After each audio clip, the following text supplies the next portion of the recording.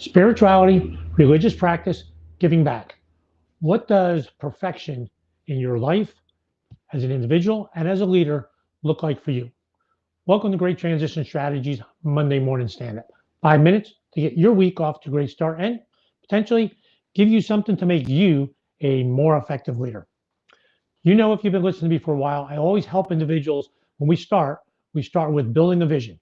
And this is one of the areas that I work with individuals on, right? Why do I start with these areas? Because it's really important to individuals. And in some cases, it is the most important part with individuals. So let's get on the same page with what I mean by each of these areas. Spirituality. Think about some kind of practice that you have, maybe meditation, mindfulness, breathing, whatever makes sense for you, right? So that's what I mean by spirituality. Religious, what religion do you follow? Do you practice it? And then number three, giving back. That might be community service. That might be an opportunity to do something in the community involved with nature, the environment, whatever is important to you.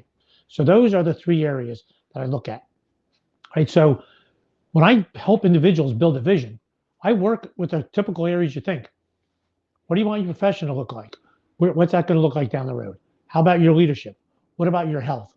And then I'll bring this in and I'll ask this question. And it's not necessarily all three of them. In some cases, when I ask the question, what do you want? Scale of 0 to 10? What does a 10 look like for you in spirituality, your religious practice, or giving back?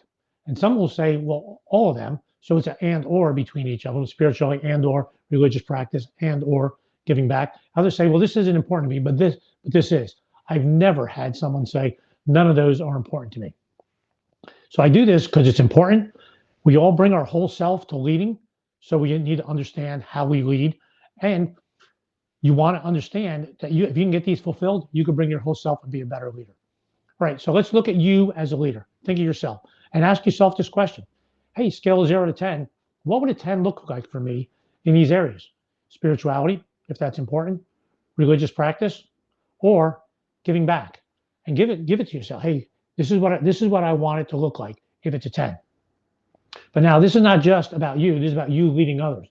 What about the others that you're leading? Same thing. And you don't need to be intimately involved and understand all the nuances of what they believe there. But what about making sure they have the opportunities? What might that look like? Wellness programs in the workplace. Certainly that's one way to do that for the spirituality part. Religious practices. Know what's going on in the religions at the time. Are they on the calendar? Do you give people the opportunity to honor their religious practices? You think of the season we're in right now in the spring. Ramadan's going on right now for Muslims, Passover for Jews, and Christians, Easter season. Understand so people can practice those the way they want to practice those, so they can get to a 10. And then giving back. Do you create opportunities for individuals?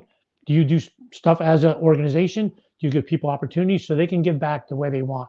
So that way they can show up with a 10. They're being fulfilled in those particular areas.